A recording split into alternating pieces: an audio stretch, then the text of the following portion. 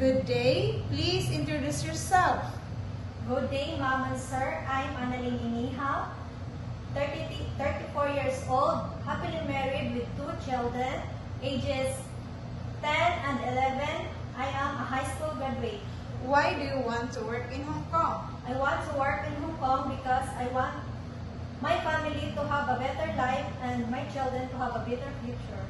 Do you have work experience as domestic helper? Yes, In which country? Philippines, For how many years here in Philippines? 4 years. Alright, tell me your duties and responsibilities here in Philippines.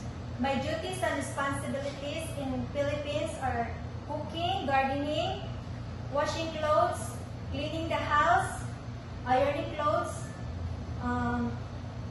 making all the household chores. Did you take care of a baby child early?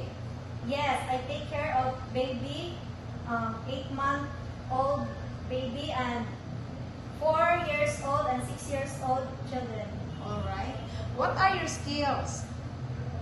My skills are tutoring, pet caring, and sewing, and cooking. Alright. What are the traits of a good domestic helper? The traits of a good domestic helper is being loving, caring, honest, understanding, and kind. Lastly, what is your message to your future employer?